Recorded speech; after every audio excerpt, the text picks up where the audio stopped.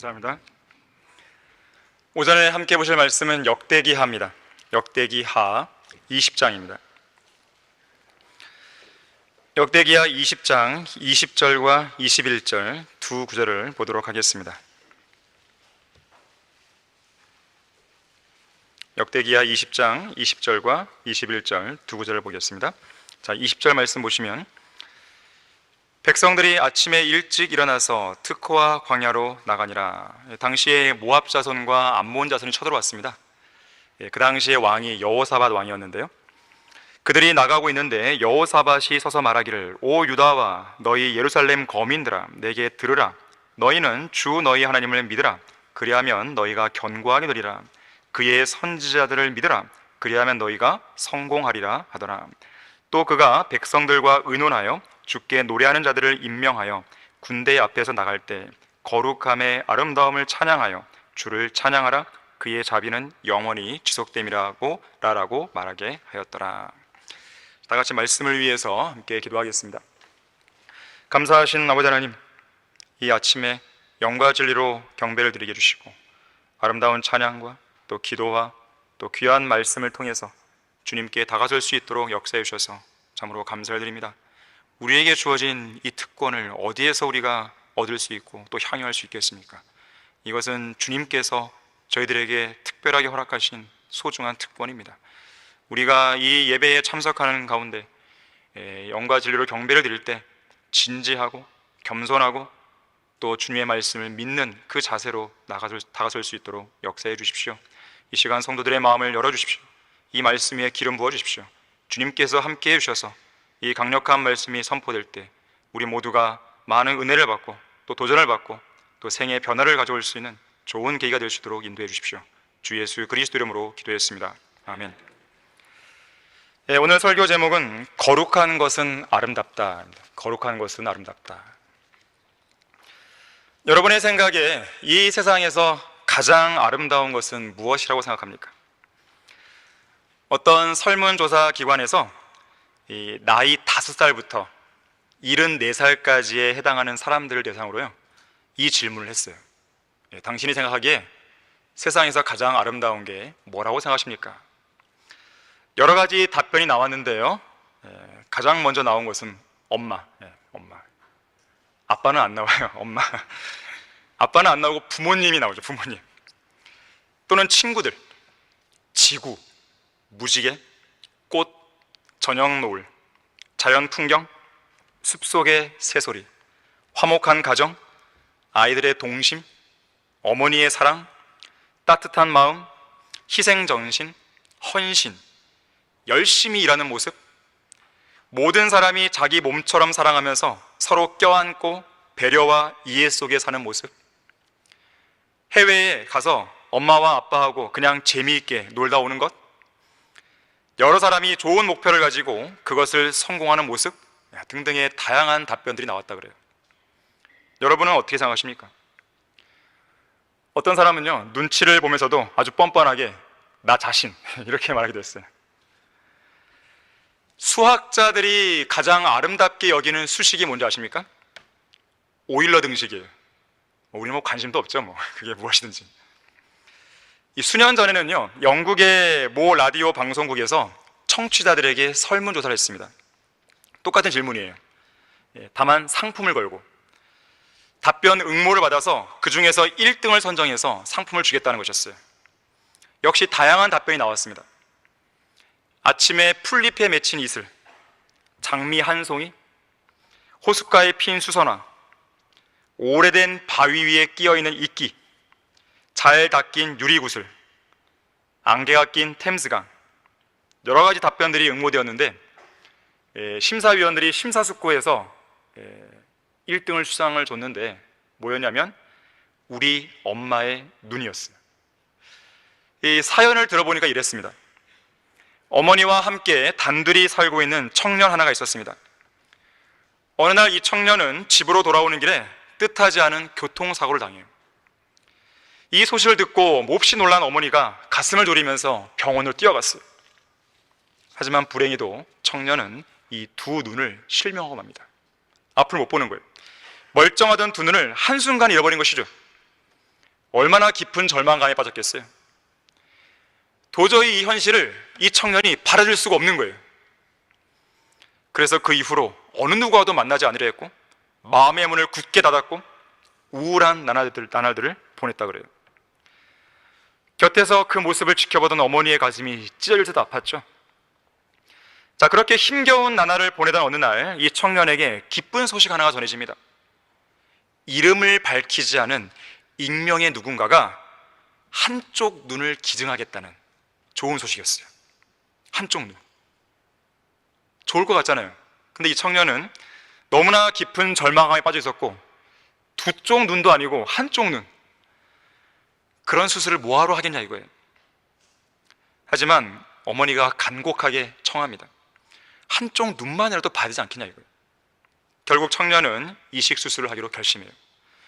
수술을 마친 청년은 한동안 붕대로 이 눈을 가리고 있어야 됐습니다. 바로 이게 뜰 수는 없으니까요. 그 순간에도 이 청년은 불평불만을 계속 늘어놨어요. 옆에서 자신을 극진히 간호하는 어머니에게 앞으로 어떻게 애꾼으로 살겠냐고, 어떻게 그렇게 살겠냐고 불평불만을 쏟아냈습니다. 하지만 어머니는 아들의 말을 묵묵히 듣고만 있었어요. 며칠이 지나고 드디어 이 청년은 그 한쪽 눈의 붕대를 풀 수 있게 되었습니다. 자, 그런데 이 청년이 붕대를 풀고 그의 한쪽 눈으로 보는 순간, 앞을 보는 순간 그 청년의 한쪽 눈에서는 굵은 눈물방울이 흘러내렸다 그래요. 아냐 다를까 그의 눈앞에는 한쪽 눈만 가지고 있는 어머니가 자신을 애틋하게 바라보는 그 모습을 본 거예요. 그때 어머니가 말합니다. 얘야, 마음 같아서는 두 눈을 다 주고 싶었단다. 하지만 그렇게 되면 아예 앞을 못 보는 나의 이 장님 몸뚱이가 너에게 큰 부담이 될 것 같아서 하면서 끝내 말을 잇지 못했다 그래요. 자, 오늘 설교 제목은 거룩한 것은 아름답다라고 있어요. 성경에는 거룩하다고 말씀하시는 대상이 많이 나옵니다. 우선 무엇보다도 삼위일체 하나님께서 거룩하시죠. 거룩하신 아버지 하나님, 거룩하신 성령 하나님, 홀리 스피릿 아니에요. 홀리 스피릿. 거룩하신 영이, 거룩하신 아들 예수 그리스도, 또 하나님의 말씀이 거룩하죠. 자, 그런데 성경에서요, 하나님께서 거룩하다고 말씀하시는 그 대상들 중에서 가장 먼저 언급되는 게 뭔지 아십니까? 땅이에요. 땅. 하나님도 아니고 성경 말씀도 아니고 교회도 아니고 시내 반도에 위치한 한 조각의 땅을 가리켜서 거룩한 땅이라고 말씀하는 거예요. 호렙산에서 불타는 가시덤불 가운데 하나님께서 나타나시죠. 그때 하나님께서 모세에게 이렇게 말씀합니다. 여기로 가까이 다가서지 말고 내 발에서 신을 벗어라. 이는 내가 서 있는 곳이 거룩한 땅임이라 그랬어요. 참 특별하죠. 자, 그렇다면 성경에서 가장 마지막으로 거룩하다고 말씀하신 대상이 뭔지 압니까? 역시 하나님도 아니고 말씀도 아니고 교회도 아니에요. 도성이에요. 도성. 예루살렘 도성, 새 예루살렘입니다. 또 누구든지 이 예언의 책의 말씀들에서 삭제하면 하나님께서 생명의 책과 거룩한 도성과 이 책에 기록된 것들에서 그의 부분을 제어버리시리라. 자, 거룩한 땅에서 거룩한 도성으로. 그 외에도요, 거룩한 산, 거룩한 성전, 거룩한 천사들, 거룩한 민족, 거룩한 백성, 거룩한 선지자들, 거룩한 사로들, 거룩한 제사장, 거룩한 이름, 거룩한 모임, 거룩한 안식일, 거룩한 예물, 거룩한 의복, 거룩한 입맞춤, 거룩한 손, 거룩한 소명, 거룩한 계명. 엄청나게 많이 등장합니다. 하나님께서 거룩하다고 하신 것들을 나중에 여러분들 기회가 되지만 찾아보세요. 그 거룩함을 우리는 추구해야 되는 것이에요. 자, 한편 성경에서 아름답다고 말씀하시는 대상도 있습니다. 특히 성경에서는요, 이스라엘 땅을 가리켜서 아름다운 땅이다 그럽니다. 아름다운 산지, 아름다운 초장, 아름다운 골짜기, 아름다운 날씨까지 나오고요, 아름다운 성읍, 아름다운 유업, 아름다운 시인, 아름다운 여인, 아름다운 용모, 아름다운 옷, 아름다운 왕관, 아름다운 말, 아름다운 그림, 아름다운 지체들, 아름다운 발. 복음을 전파하는 여러분의 발이 아름답다는 거예요. 아름다운 이름, 다양한 것들이 등장합니다. 자, 그런데 특이하게도요, 오늘 본문에서는요, 거룩한 것과 아름다운 것을 연결시키고 있습니다. 거룩함의 아름다움, 독특한 표현이에요. 저는 성경에서 처음에 이 단어를 접했을 때요, 정말 신비롭다, 정말 특별한 표현이다, 정말로 아름다운 표현이다, 그런 생각을 했었습니다. 거룩함의 아름다움, 이러한 표현이 성경에서 총 5번 나와요. 이러한 표현을 쓸 수 있는 책은 성경밖에 없습니다. 이 땅에 2300만 권 이상의 수많은 책들이 있다 해도 그러한 책들에서는요, 거룩함의 아름다움이란 표현을 감히 쓸 수 없어요. 더러운 죄인들의 그 손으로 쓴 그 책에서 도저히 나올 수가 없는 표현이에요. 오직 홀리 바이블, 거룩한 책, 성경에서만 사용할 수 있는 수사입니다. 성경에서만 쓸 수 있는 묘사예요. 더럽고 가증하고 추악한 이 악한 현 세상에서는 이러한 표현을 쓸 수 없어요. 감히 못 씁니다. 자, 그렇다면 거룩한 것은 왜 아름다운 것일까요? 그 이유를 설명드리려고 하는 것이죠. 자, 첫 번째로, 거룩함과 아름다움은 하나님의 속성입니다. 여러분, 거기 본문 21절 말씀을 잘 보시면요, 주께 노래하는 자들을 임명해서 거룩함의 아름다움을 찬양하게 합니다. 그러면서 누구를 찬양하라고 말하죠? 주님을 찬양하라 그러죠. 주를 찬양하라, 그의 자비는 영원히 지속됩니다. 다시 말하자면 거룩함의 아름다움을 찬양하는 것은 결국 거룩함 그 자체이시자 아름다움의 절정이신 주 하나님을 찬양하는 것이에요. 찬양받기에 합당하신 하나님은 거룩한 분이세요. 거룩하신 그 하나님은 아름다운 분이세요. 주님께 노래하고 찬양하는 성도들은 거룩함의 아름다움 그 자체이신 주님을 찬양하라고 외칠 수 있어야 됩니다. 온 우주에서 하나님만큼 거룩하고 하나님만큼 아름다우신 존재는 없어요. 하나님께서 완전 무결하지 않다면, 거룩하지 않다면 그분은 하나님이 아니십니다. 거룩하지 않은 하나님은 상상할 수가 없죠. 불결한 하나님 들어봤습니까? 그건 말이 안 되는 거예요. 불결한 신들은 그리스 로마 신화에는 많죠. 오 주여, 신들 가운데 누가 주와 같으리까? 누가 주와 같이 거룩함이 영화로우며 찬양받을 만큼 두려우며 이적들을 행하리까? 다른 신들은 없어요. 못합니다. 자, 거룩하다는 말의 뜻은 뭐냐면 모든 더러움에서 완전히 자유로운 것이에요. 모든 더러움에서 완전히 벗어나 있는 순수함 그 자체입니다. 100% 순수함이에요. 이 지구상에는요 100% 순수한 것을 찾아볼 수가 없습니다. 이 금이라고 하는 것도 어떻습니까? 완벽한 100% 순금은 없어요. 99.9999 이렇게 나와요. 100% 순금은 없습니다. 하지만 하나님은 절대적으로 순수하시죠. 흠도 없고 점도 없어요. 하나님은 태양보다 순수하십니다. 태양은요 흑점이라고 불리는 티가 있죠. 하지만 하나님은 없어요. 하나님은 빛이시고 태양빛보다 훨씬 능가하는 그 빛이시고 하나님 안에는 어두움이 전혀 없으세요. 흑점 하나도 없으신 것이죠. 태양은 화씨 9,000도로 불타오르죠. 그렇다면 어떻게 죄인들이 태양보다 더 뜨겁게 타오르는 강렬한 빛이신 하나님 앞에 설 수 있겠습니까? 예수 그리스도의 보혈을 믿고 구속받지 않은 한 설 수가 없는 것이에요. 뜨겁게 타오르시는 하나님 앞에서는 태양은 말할 것도 없고 영원한 불못조차 그 힘과 위력을 잃게 되는 것이에요. 또한 하나님께서는 그분의 눈이요 정결한 눈이세요. 정결한 눈이시기 때문에 죄와 악을 보지 못하세요. 그래서 하나님께서는 그분의 독생자이신 예수 그리스도께서 인류의 죄를 대신하여 십자가에 매달리셨을 때 두 손과 두 발에 못이 박힌 채로 고통스럽게 죽어가던 그분의 아들을 외면하셨습니다. 고개를 돌리신 거예요. 왜 그랬을까요?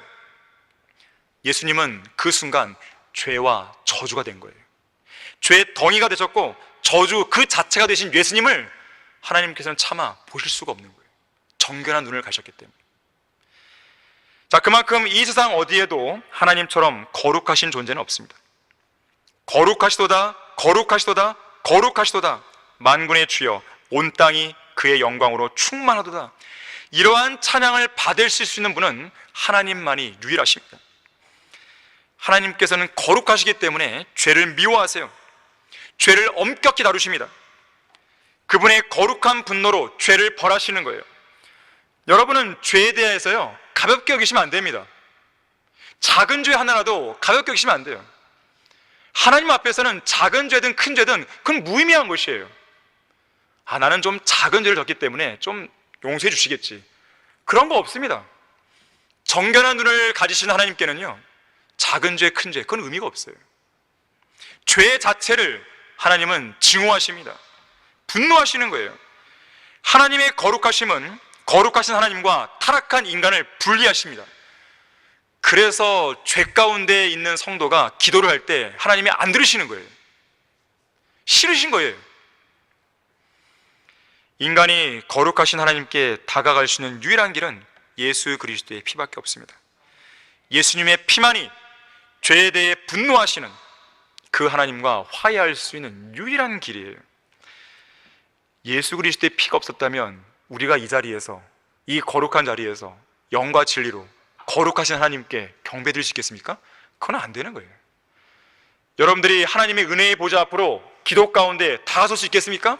그건 안 되는 것입니다. 예수 그리스도의 그 피가 지금도 우리 안에 뜨겁게 흐르고 있기 때문에요, 그 일이 가능한 것이에요.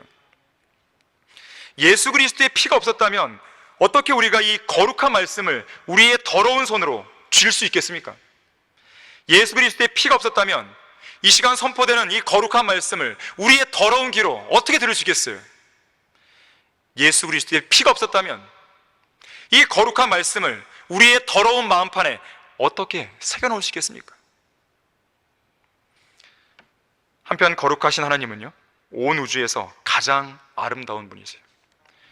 신비롭고 아름다운 저 우주를 보세요. 수천억 개의 별들이 모인 은하수와 하늘의 장관을 연출하는 별들의 향연을 생각해 보세요. 여러분의 눈이 있다면 주님의 손가락으로 지으신 저 하늘들과 주님께서 정해놓으신 달과 별들을 보세요. 별들을 구경 오시다면 강화로 오십시오. 강화의 밤하늘은 별이 보입니다. 서울의 밤하늘은 별이 보이지가 않아요. 하늘들의 선율은 밤낮으로 온 땅을 질러 뻗어나가고 경주하는 강한 남자처럼 우주의 장막을 힘차게 내달리는 태양은 강한 열기를 내뿜고 있습니다. 하나님의 계획에 따라 돌아다니는 하늘의 구름들은 이곳 지상에서 하나님의 명령을 완벽하게 수행하는 거예요. 비를 내려 그러면 비가 나오는 것이고, 비를 멈춰 그러면 비가 멈추는 것이에요. 너는 지금 구름들을 통해서 이 강렬한 태양을 가려, 그럼 가리는 것이고, 아니야, 지금은 강렬한 태양이 내리쬐야 돼, 그러면 구름이 피해가는 거예요. 무슨 기상일기가 어떻고 한랭전선이 어떻고 온난전선이 어떻고, 그거는 일기예보를 관측하는 사람들이 만들어낸 용어일 뿐이죠. 그러한 한랭전선을 누가 만드시냐 이거예요. 누가 온난전선을 만드냐 이거예요. 누가 구름들을 몰고 오고 바람을 몰고 오고 그러한 태양을 비치게 하냐 이거예요. 이곳 지구에서부터 첫째 하늘, 둘째 하늘인 우주를 지나서 셋째 하늘에 이르기까지 모든 창조 만물은 대규모의 관현악단이 되어서 힘차게 지휘하시는 하나님의 손짓에 따라 아름답고 위대한 교향악을 연주하고 있는 것이죠. 이 연주가 거룩하시고 아름다우신 하나님을 드높이는 아름답고 위대한 찬양 소리로 이 온 우주에서 뻗어나고 있는 것이에요. 우리의 귀가 들을 수 있는 그 주파수 범위가 한계가 있기 때문에요, 그런 찬양의 소리를 제대로 못 듣고 있을 뿐이죠. 아름다운 산을 보십시오. 아름다운 바다를 보십시오. 아름다운 강과 하늘을 보십시오. 아름다운 동물과 식물들을 보시고 아름다운 자연세계를 보십시오. 지구의 허파라고 불릴 정도로 지구 산소의 20% 이상을 만들어내는 아마존 우림을 보십시오. 아르헨티나 이구아수 강을 따라서 장관을 연출하며 떨어지는 약 270개의 거대한 폭포들을 보십시오.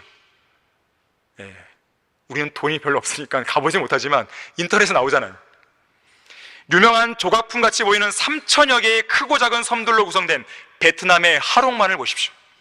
길이가 약 400km에 달하는 대규모 퇴적층이 쌓여있는 미국의 그랜드 캐년을 보십시오. 아프리카에서 가장 높다고 하는 탄자니아의 킬리만자로 산을 보십시오. 사람들은요, 그런 높은 산, 광활한 바다, 거대한 파도, 굽이치는 강물, 우주에 떠있는 수많은 별들을 보면서 감탄합니다. 그런데 그 아름다운 우주를 만들고 그 아름다운 창조물을 만드신 우주에서 가장 아름다우신 하나님을 찬양하지는 않는 것이죠. 아이러니한 일이 벌어지고 있는 것이죠. 아름다운 인체의 신비를 보세요. 우리의 몸 자체가 신비입니다. 신비예요, 신비. 주께서 나의 내장을 소유하셨고 주께서 내 어머니의 태에서 나를 덮으셨나이다. 내가 주를 찬양하리니 이는 내가 놀랍고도 경이롭게 지어졌습니다. 주의 지으심이 기이함을 내 혼이 잘 아나이다. 거울을 보면서 나 이렇게 잘생겼지, 왜 이렇게 예쁘지? 그 얘기만 하지 마시고 나를 잘생기게 만들었고 나를 예쁘게 만드신 하나님을 찬양하는 것이죠. 복잡하고 경이롭게 창조된 인간의 몸, 그 자체만으로도 위대한 기적이에요. 인간이 만든 건축물들이요, 아무리 정교하고 아름답다 해도요, 그러한 것들은 온 우주에서 가장 위대한 건축가이신 하나님께서 만드신 이 창조물들에 비하면 그저 작은 미니어처에 불과한 것이에요. 그거 가지고 자랑하는 거예요. 하나님께서는 온 우주 만물을 경이롭게 지으셨습니다. 아름답게 지으셨어요. 그 창조물을 만들었을 때 그 모습을 보고 있던 하나님의 천사들이 기뻐서 소리칩니다. 탄성을 지르는 것이에요. 여러분들은 탄성을 지르고 있습니까? 탄성을 질러야 되는 것이에요. 하나님께서 만드신 우주 만물을 보면서 와, 하나님은 정말 위대하신 분이시구나. 아이작 뉴턴이 우리에게 한 수 가르쳐주고 있습니다. 그가 기술한 과학 서적에 그 말을 하는 거예요. 우주의 모든 천체는 태양, 행성, 해성 등으로 매우 아름답게 지어져 있다. 아니, 어떻게 과학책에서 그런 말을 쓸 수 있어요? 아름답게 지었는데 누가 만들었냐? 바로 하나님이 만드셨다. 그 이야기를 쓰고 있는 것입니다. 누가 이렇게 멋지고 아름다운 창조물과 피조물을 만들었습니까? 온 우주에서 가장 아름다우신 하나님이 만드신 것이에요. 19세기에 사역했던 미국의 말트비 밥코크 목사는 이렇게 노래했습니다. 찬송가에 나오죠. 참 아름다워라 주님의 세계는 저 솔로몬의 옷보다 더 고운 백합화, 주 찬송하는 듯 저 맑은 새소리, 내 아버지의 지으신 그 솜씨 깊도다. 17세기 영국의 수필가였던 조지프 에디슨도 이렇게 노래합니다. 이것도 역시 찬송가에 나와요. 저 높고 푸른 하늘과 수없이 빛난 별들을 지으신 이는 창조주 하나님, 그 솜씨 크고 크셔라. 날마다 뜨는 저 태양, 하나님 크신 권능을 만백성 모두 보라고 만방에 두루 비치네. 거룩하신 하나님은 아름다움 그 자체이신 것이.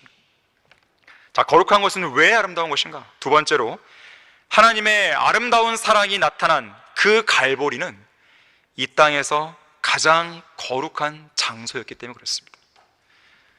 사랑은 아름다운 것이죠. 하나님의 아름다운 사랑 이야기는 갈보리 십자가에서 절정을 이루었습니다. 우리가 아직 죄인이었을 때 그리스도께서 우리를 위하여 죽으심으로써 하나님께서는 우리를 향한 그의 사랑을 나타내셨다고 그랬어요. 하나님의 사랑을 알고 싶습니까? 하나님의 사랑을 만끽하고 싶습니까? 다른 게 없어요. 갈보리 십자가 돌아가는 것이에요. 갈보리 십자가에서 하나님의 사랑이 도대체 어떻게 나타나는지 보시면 되는 것입니다. 십자가를 향해서 눈을 들지 않기 때문에, 십자가를 향해서 믿음으로 바라보지 않기 때문에 하나님의 사랑을 잘 모르는 것이에요. 하나님의 사랑을 깊이 있게 묵상하려면 십자가를 묵상하셔야 돼요.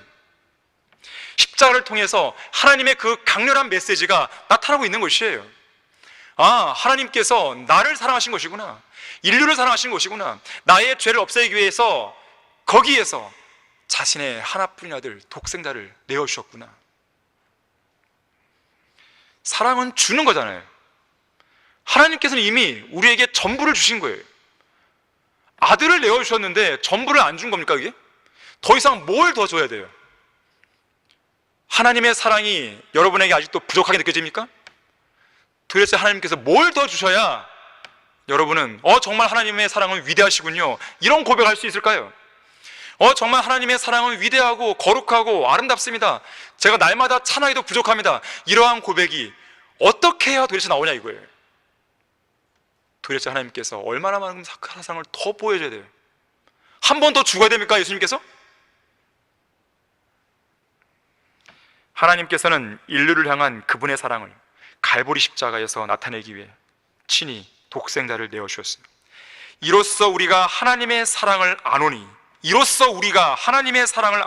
이는 그분이 우리를 위하여 자신의 생명을 내어놓으셨습니다. 우리를 향한 하나님의 사랑이 이렇게 나타났으니 곧 하나님께서 그의 독생자를 세상에 보내신 것은 우리로 그를 통하여 살게 하려 하심이라 그랬어요. 독생자이신 예수 그리스도, 하나님의 아름다움 그 자체입니다.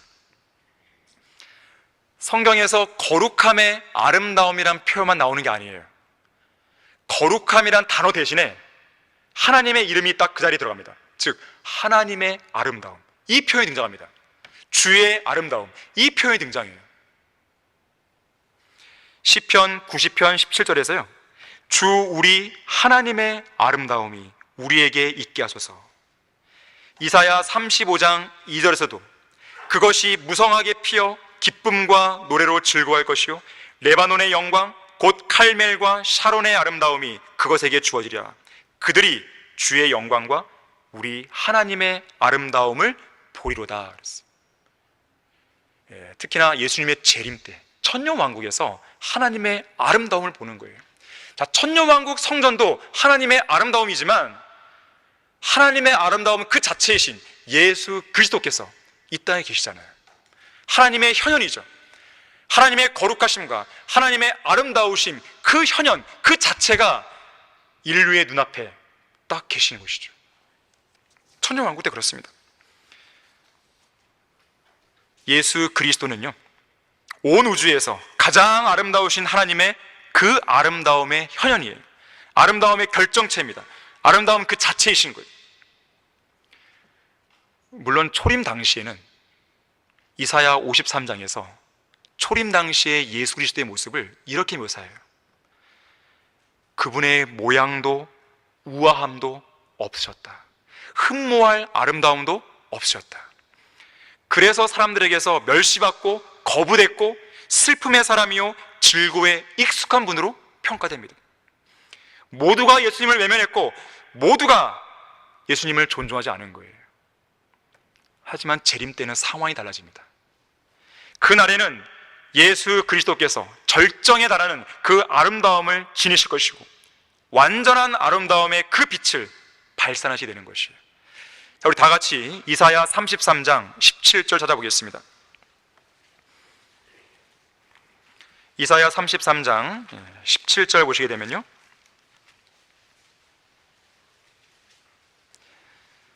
자, 너의 눈은, 잘 보시세요, 그의 아름다움 속에 있는 왕을 볼 것이요 그들은 매우 멀리 떨어진 땅을 볼 것이라. 자, 예수 그리스도의 재림 때 이 땅에 천년왕국이 세워지면 아름다움 속에 있는 왕을 보게 될 것입니다. 예수 그리스도를 보는 거예요. 아름다움 가운데 계신 만왕의 왕, 만주의 주를 온 인류가 볼 것입니다. 그리고 온 인류는 그 아름다움으로 인해서 온 세상에 찬양 소리가 울려 퍼질 것이에요. 어떤 찬양을 할 것입니까? 오늘 본문, 설교 본문 21절에 나오는 그 찬양으로 노래를 부릅니다. 아까 봤어요. 주를 찬양하라, 그의 자비는 영원히 지속됨이라. 이 찬양을 드리는 것이에요. 특히 갈보리 십자가는 하나님의 그 자비가 베풀어진 장소였어요. 갈보리 십자가는요 하나님의 거룩하심과 하나님의 아름다우심이 절묘하게 만난 장소입니다. 아까 거룩하심의 아름다움 그랬는데요 하나님의 거룩하심과 하나님의 아름다우심이 갈보리 십자가에서 절묘하게 만나요. 왜 그럴까요? 하나님의 거룩하심은요 죄가 없는 거룩하심이잖아요. 죄를 극도로 싫어하시고 죄에 대해 분노하시고 죄를 절대로 간과하시지 않는 그런 거룩하심이잖아요. 그렇기 때문에 하나님의 거룩하심은 죄에 대한 엄중하고 공의로운 심판을 요구하는 거룩하심이에요. 반면에 하나님의 아름다우심은 값없이 모든 것을 내어주는 사랑이기 때문에 자비로운 은혜를 요구합니다. 이 두 가지 요구를 모두 만족시키기 위해서 하나님의 아름다움이시자 거룩함 그 자체이신 예수 그리스도께서 갈보리 십자가에서 피를 흘리신 것이에요. 예수님의 피는 단순한 인간의 피가 아닙니다. 하나님의 피예요. 거룩한 피입니다. 다시 말하자면 갈보리 십자가는요, 이 땅에서 유일하게 거룩하다고 불릴 수 있는 장소였어요. 물론 구약에는 성막이 있기 때문에 지성소는 지극히 거룩한 장소라고 불렸죠. 초림 당시, 초림 때 이후로는 갈보리 십자가라고 말할 수가 있는 것이에요. 거룩한 피가 그 십자가를 흠뻑 적시며 흘러내렸을 때 온 인류를 위한 구속이 완성되었습니다. 그에 따른 자비로운 은혜를 통해서 거룩하신 하나님께 나아갈 수 있는 길이 열린 거예요. 거룩함의 아름다움이신 하나님의 은혜의 보좌로 나아갈 수 있는 대로가 열린 것입니다. 예수 그리스도의 피가 우리의 머리부터 발끝까지 적시지 않았다면, 예수 그리스도의 피가 우리 마음속 깊은 곳에 있는 양심까지 깊숙이 스며들지 않았다면 우리가 이 거룩한 경배 자리에 앉아 있을 수 없는 것은 말할 것도 없고, 우리는 진즉에 뜨겁게 타오르는 지옥의 불길 가운데 던져졌을 것이에요. 그렇게 되지 않았다는 것은 하나님의 자비로밖에는 설명할 길이 없습니다. 과연 제가 누구기에 하나님께 저에게 이렇게 큰 은혜와 자비를 베풀어 주셨냐고 우리는 그 고백을 해야 되는 것이에요. 자, 그런데요, 하나님께서 자비를 베푸실 수 있는 것은요, 그분이 거룩하기 때문에 가능한 일입니다. 만약에 거룩하지 않은 어떤 존재가 내가 너에게 자비를 베푸노라 라고 말하면요, 정말 우습게 됩니다. 그 말을 듣게 되면 너나 잘하세요, 이런 말이 나오는 것이죠. 하지만 거룩하신 하나님의 자비하심으로 우리가 지금 살아있는 것이고, 거룩하신 하나님의 자비하심으로 우리가 지금까지 건재해 있는 것이죠.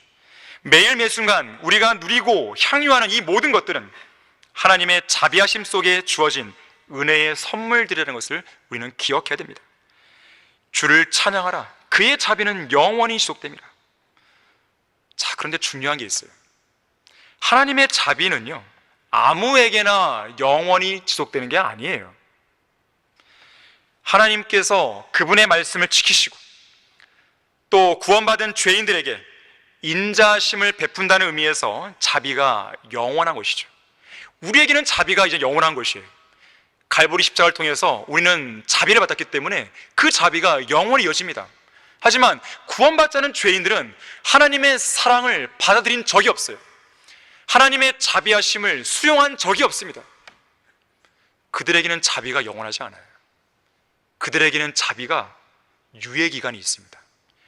이제 곧 그들을 향한 자비는 이제 끝나는 거예요. 그들을 향한 자비는 지금 그들이 살아있을 때 이 기간만큼만 유효한 것입니다. 그들이 죽을 때까지 계속 완고한 마음으로 예수 그리스도를 거부한다면 하나님의 자비는 그들이 죽는 순간, 그들이 영원한 불못으로 던져지는 순간 끝나는 거예요. 그들이 하나님의 자비를 얻으려면, 영원한 자비를 얻으려면 갈보리 십자가로 나오는 것이죠. 그거밖에 없습니다. 자, 거룩한 것은 왜 아름답습니까? 세 번째로요, 이 거룩함은요, 죄 많은 이 세상에서는요 아주 드물고 아주 희귀한 것이기 때문에 그래요. 이 악한 현 세상에서 거룩함을 찾아볼 수 있나요? 좀처럼 찾아볼 수가 없습니다. 너무나 드물고 너무나 희귀해요. 너무나 진귀한 것이요, 보석과도 같습니다. 그래서 아름다운 거예요. 어떤 것이 아주 드물고 희귀하게 되면요, 그 가치와 아름다움은요 천정부지로 치솟게 됩니다. 가격이 올라가는 거예요. 세상에는 희귀한 보석들이 많죠? 여러분의 집에는 어떤 보석들이 있습니까? 없습니까? 괜찮습니다. 이 미국 워싱턴 DC에 있는 세계 최대 규모의 스미소니언 국립자연사박물관에는요, 희귀한 보석들이 전시되어 있다고 그래요. 그 전시장 입구에는 이런 문구가 쓰여 있습니다. 열과, 높은 열과 압력 속에서 탄생한 보석들은 우리를 숨막히게 할 만큼 그 빛깔과 형태와 다양성으로 우리를 황홀하게 만든다. 이런 문구가 딱 쓰여 있어요. 그 문구를 보고 들어가서 전시된 보석들을 보는 것입니다. 이 보석들 중에는요, 엄청난 가격을 자랑하는 비싼 보석들이 많습니다. 보통 보석의 그 단위를 이야기할 때 캐럿을 써요. 캐럿. 캐럿당 수천만 원 내지 수억 원을 호가하는 보석들이 있습니다. 참고로 1캐럿은 0.2g이에요. 정말 작죠. 그런데 그 1캐럿이요, 엄청난 금액을 자랑합니다. 12개의 보석만 여러분들에게 소개해 주려고 합니다. LMA 파이트, 도대체 무슨 보석인지 이게.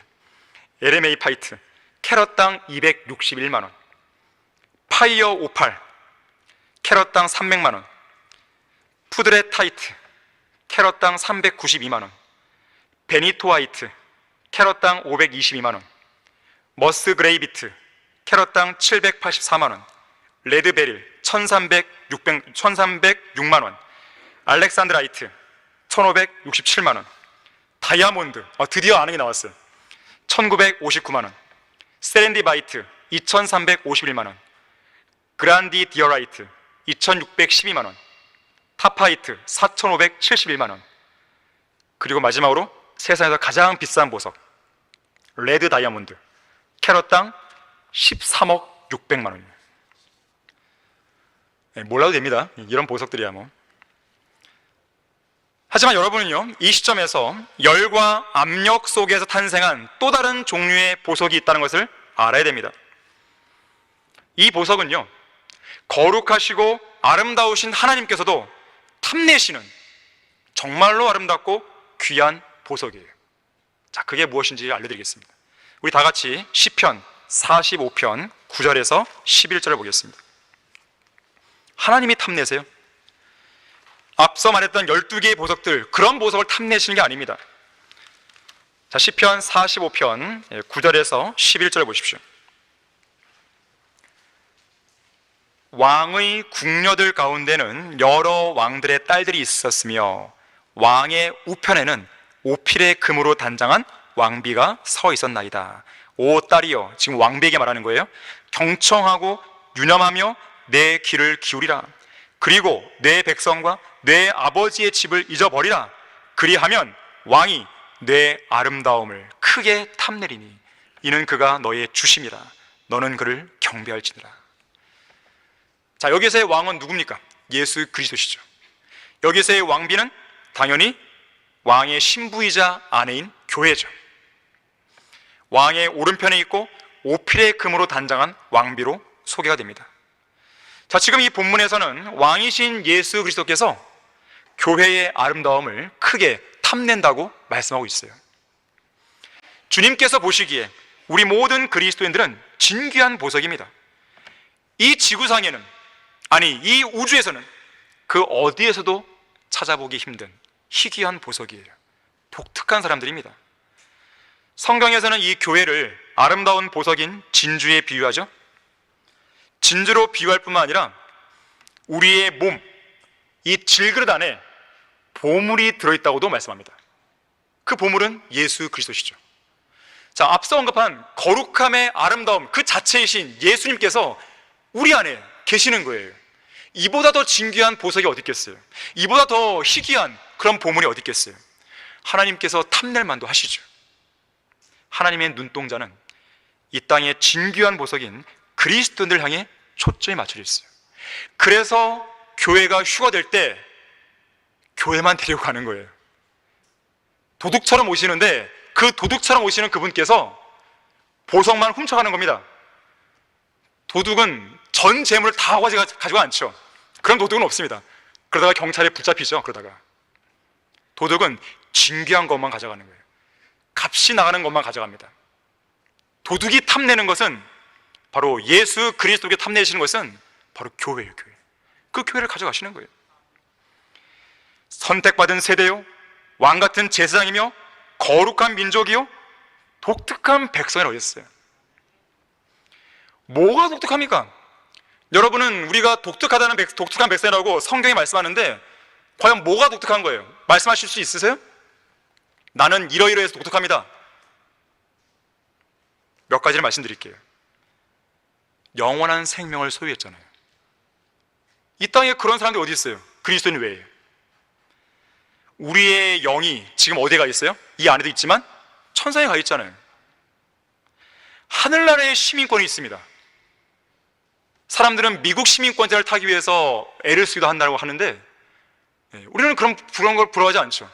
하늘나라의 시민권이 있는데. 그리스도께서 나타나실 때 휴거가 되잖아요. 교회만 휴거가 되는 것입니다. 휴거 때에 영원히 죽지도 썩지도 않을 새로운 몸을 입잖아요. 그리스도의 심판석에서 상을 받잖아요. 예수 그리스도의 신부로서 어린 양의 혼인식에 참여하잖아요. 천년왕국에서 예수 그리스도와 함께하는 공동 상수자가 되잖아요.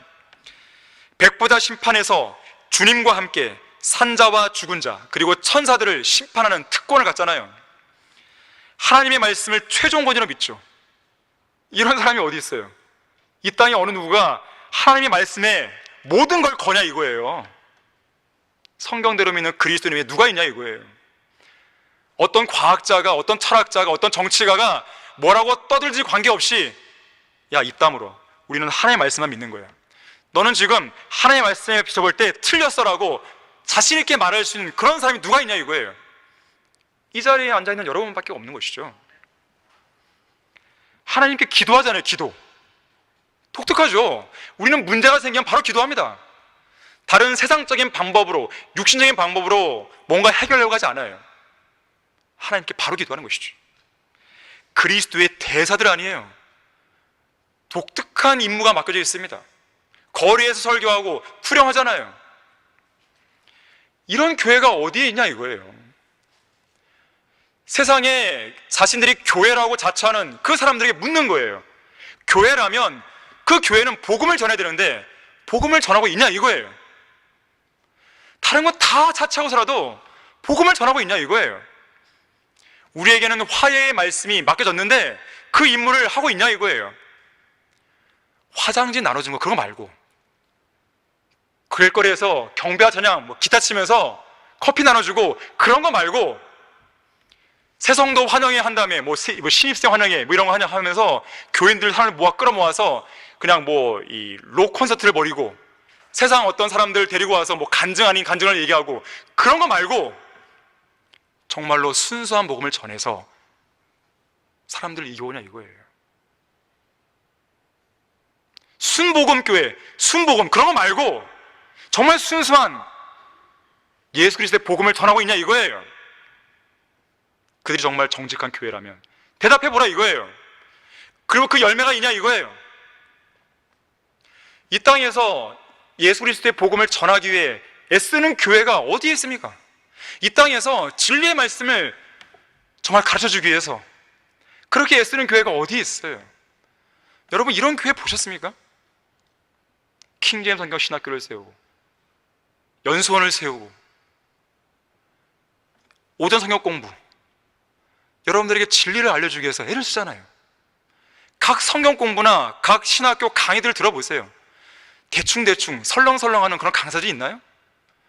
다 쏟아붓습니다. 그 자리에서 하나님께서 나에게 알려주신 그런 지식들, 도전적인 메시지들을 그 자리에 앉아있는 성도들에게 다 쏟아부으라고 명령하시는 거예요. 여러분은 그런 진귀한 말씀을 듣고 있잖아요. 정말 행복한 교회에 정말 살고 있는 것이에요. 이런 교회는 없습니다. 이런 교회는. 자, 이런 환경 속에서 잘 성장이 못한다고 한다면요, 정말 그것은 너무 안타까운 일이에요. 안타까운 일입니다. 제가 눈물로 호소하는 것이에요. 30년 동안 이 교회 안에서 이성 목사님께서 닦아놓은 기반을 보세요. 얼마나 어떤 걸 더 해줘야 성장할 수 있냐 이거예요. 하나님께서 우리에게 얼마나 더 좋은 환경을 더 주셔야 성장할 수 있냐 이거예요. 하지만 저는 감사한 것은 여기에 있는 성도들은 다 성장이 있는 것이에요. 다른 교회는 비교가 안 되는 거예요. 비교가 안 돼요. 이런 설교를 들을 수 있고 소중한 진리의 실을 수용할 수 있고 마음에 새길 수 있고 이렇게 할 수 있는 성도가요 없습니다. 없어요. 들을 수 있는 귀가 있기 때문에 여러분 여기 앉아 있는 것이고, 들을 수 있는 귀가 있기 때문에 이 말씀을 듣고 계속 성장해 나가는 것이에요. 하나님께서 우리에게 얼마나 많은 복을 주는지 몰라요. 예수 그리스도의 재림을 소망하자는 독특합니다. 세상의 정욕과 풍조에 이리저리 휩쓸리지 않잖아요. 세상 사람들은요 우리를 이상하게 생각합니다. 이상하게 생각해요. 독특하게 생각하는 거예요. 차라리 세상 사람들이 우리를 이상하게 생각하는 게 잘 된 거예요.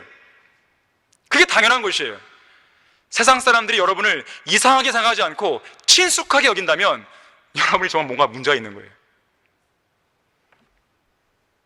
누구누구는 교회를 다니는 그리스도인인데 어디서나 그리스도인 티를 내지 않고 우리와 잘 어울릴 줄 아는 아주 멋진 사람이야. 자, 이런 이야기를 여러분이 듣고 있다면 부끄러워하셔야 됩니다. 부끄러운 일이죠. 부끄러운 일이죠. 그게 아니라 여러분들 정말 이상하게 여기고 있다면 여러분들 기뻐하세요. 기뻐하세요. 기뻐하세요.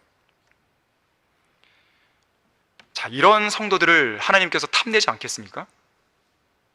특히나요 교회를 주님께 탐내시지만 특히 어떤 성도들을 탐내냐면 아까 시편 45편 10절과 11절에서요 다시 한번 잘 보세요. 오 딸이여 경청하고 유념하며 내 귀를 기울이라. 그리고 내 백성과 내 아버지의 집을 잊어버리라. 이렇게 하면 그리하면 왕이 내 아름다움을 크게 탐낸다고 그랬어요. 자신의 백성과 자신의 아버지의 집을 잊어버려야 돼요. 영적으로 우리에게 적용해 본다면 어떤 의미입니까? 구원받기 전에 우리의 백성은 세상 사람들이었어요. 구원받기 전에 우리는 세상 죄인들이었습니다. 구원받기 전에 우리의 아버지는 누구예요? 마귀였습니다. 우리는 마귀의 자녀였어요. 진노의 자녀였습니다. 구원받기 전에. 자, 그러한 아버지의 집을 잊어버려야 돼요. 육신의 정욕, 안목의 정욕, 생의 자랑, 과거에 우리가 뒹굴고 희희낙낙대던 세상 친구들 잊어버리셔야 돼요. 온전한 성별을 지켜야 됩니다. 거룩하심의 아름다움이신 하나님의 백성이라고 한다면, 독특한 백성이라면 거룩하심의 그 아름다움을 드러내야 돼요. 여러분이 성별을 유지할 때 그야말로 그리스도인의 아름다움의 면모가 드러나는 거예요. 여러분이 성별의 위치를 상실할 때 여러분은 가장 추한 그리스도인의 모습이 되는 거예요. 왜 하나님께서 우리를 선택받은 세대요 왕같은 제사장이며 거룩한 민족이요 독특한 백성으로 불렀겠습니까? 여러분 거기 베드로전서 2장 9절을 찾을 수 있으면 한번 찾아보시기 바랍니다. 그 목적에 대해서 사도 베드로는 이렇게 이야기하는 거예요. 그러나 너희는 선택받은 세대요 왕같은 제사장이며 거룩한 민족이요 독특한 백성이니 이는 너희를 어둠에서 불러내어 그의 놀라운 빛으로 들어가게 하신 분의 덕을 너희로 선포하게 하라는 것이라. 하나님의 덕을 선포하라고 그렇게 부르신 거예요. 과거에 내가 몸담고 있었던 세상적인 것들, 마귀의 그런 집, 마귀의 자녀들, 그런 것들 다 잊어버리고 하나님의 말씀에 경청하고 귀를 기울이고 그런 가운데에 그 덕을 외치는 거예요. 우리에게 어둠 속에서 어떻게 빛을 비춰주셨는지, 하나님께서 우리를 어떻게 어둠에서 불러냈는지 그런 것들을 알려야 됩니다. 찬양하고 선포해야 돼요. 어디 몰래 숨어서 혼잣말 하듯이 하지 말라는 거예요. 세상을 향해서 당당하게 담대하게 그 구원의 빛을 비추라는 것입니다. 여러분이 구원받은 그리스도인의 정체성, 선택받은 세대요 거룩한 민족이요 왕같은 제사장이요 독특한 백성이라는 그 정체성을 세상 한가운데서 드러내셔야 됩니다. 세상 직장에서, 세상 학교에서, 세상 친구들 앞에서 그런 걸 드러내는 게 부끄럽습니까? 그러면 하나님께서는 그런 성도들을 탐내지 않습니다. 탐내지 않아요. 보헤미아의 위대한 개혁자 존 후스는 성도들을 향해서 이렇게 외쳤습니다. 신실한 그리스도인들이여 진리를 찾아라. 진리를 들어라. 진리를 배우라. 진리를 사랑하라. 진리를 말하라. 진리를 지키라. 죽기까지 진리를 수호하라 그랬어요. 왜냐하면 진리가 우리를 죄와 마귀와 죽음과 영원한 지옥의 형벌로부터 자유롭게 해 주었기 때문이다 그랬어요. 그렇게 진리를 외치는 거룩한 성도들인 여러분을 보실 때 하나님께서는 크게 탐내십니다. 지극히 아름답게 여기시는 거예요. 지극히 사랑스럽게 여기십니다. 지극히 애지중지하실 것이에요. 솔로몬의 노래 6장 4절에서 이렇게 말씀하세요. 오 나의 사랑아, 너는 티르사같이 아름답고 예루살렘같이 보기 좋으며 깃발들을 든 군대처럼 위엄이 있도다. 특히나 복음을 전파하러 나가는 여러분의 발을 아름답게 보십니다. 파송되지 아니하였는데 어찌 전파하리요? 기록된 바와 같으니 화평의 복음을 전하며 좋은 일들의 기쁜 소식을 가져오는 자들의 발이 얼마나 아름다운가 라고 하느니라 그랬어요. 결론을 맺겠습니다. 거룩한 것이 아름다운 이유를 제가 3가지로 설명드렸는데요, 사실 그 외에도 더 이유를 댈 수 있어요. 예를 들면 이런 것입니다. 거룩함은 하나님을 기쁘시게 하는 일이에요. 그래서 아름다운 거예요. 또한 거룩함은요, 더러운 악과 더러운 죄로부터 우리를 보호해 줍니다. 그래서 아름다운 거예요. 또 히브리서 12장 14절에 따르면 거룩함이 없이는 하나님을 볼 수 없기 때문에 아름다운 것입니다. 물론 우리는 교리적으로 이것이 우리에게 해당되지는 않아요. 다만 영적으로 적용해 본다면 우리가 거룩함을 잃잖아요. 성별의 위치를 상실하면 주님과 교제가 안 되는 거예요. 우리가 주님을 만나러 갈 때 주님이 만나주지 않으시는 거예요. 기도 응답이 안 되는 거예요. 또한 거룩함의 아름다움은 하나님께 경배를 드리는 도구입니다. 그래서 역대기상 16장 29절에는 그의 이름에 합당한 영광을 주께 드리라. 예물을 가지고 그분 앞에 나아가, 잘 들어보세요, 거룩함의 아름다움으로 주께 경배하라 그랬어요. 경배의 도구입니다. 또 시편 29편 2절에서도요, 그의 이름에 합당한 영광을 주께 돌리고 거룩함의 아름다움으로 주께 경배할지어다. 또 시편 96편 9절에서도요, 오 거룩하심의 아름다움 가운데서 주를 경배하라. 온 땅아 그의 앞에서 두려워하라 그랬어요. 자, 주님을 경배하러 나왔다면 거룩함의 아름다움으로 우리는 경배해야 되는 것이에요. 자, 거룩함의 아름다움, 하나님께서는 거룩한 것을 아름답게 여기십니다. 거룩한 것을 아름답게 여기세요. 자, 그래서 거룩한 하늘나라는 아름다운 하늘나라예요. 거룩한 도성 예루살렘은 아름다운 도성이에요. 성경에도 그렇게 표현하고 있습니다. 특히나 예루살렘 성읍을 가리켜서요, 하나님께서는 뭐라고 묘사하냐면 아름다움의 완성이다 그랬어요. 아름다움의 완성이에요. 아름다움의 절정입니다. 또한 거룩한 말씀은 지극히 아름다운 말씀이죠. 특히 하나님께서는 거룩한 성도의 거룩한 성별을 아름답게 여기세요. 거룩함은 거룩한 피로 구원받은 성도들에게 선택이 아닙니다. 필수예요. 의무예요. 하나님께서 지극히 탐내시는 성도로서의 아름다운 삶을 살고 싶지 않으십니까? 거룩한 성별을 통해서 가장 아름다운 인생으로 주님을 기쁘시게 해드리는 여러분 모두가 되기를 바랍니다. 다 같이 기도하겠습니다. 감사하신 주 하나님 아버지, 거룩함의 아름다움이라는 아주 신비롭고 아름답고 위대한 주제로 설교할 수 있도록 해주셔서 감사를 드립니다. 우리는 오늘 거룩함이 무엇이고 아름다움이 무엇이고 거룩한 것이 왜 아름다운지 그러한 내용들에 대해 살펴보았습니다. 우리는 오늘 설교 말씀에 따라서 주님께서 원하시는 대로 거룩한 삶과 또 그것이 반영된 아름다운 행보를 나타내 보일 수 있어야 됩니다. 우리가 지금까지 잘못된 행보를 내디뎠고 거룩하지 못하고 아름답지 못한 그런 추한 그리스도인들의 행보를 내디뎠다면 오늘 이 시간을 계기로 해서 돌이킬 수 있도록 도와주십시오. 주 예수 그리스도 이름으로 기도했습니다.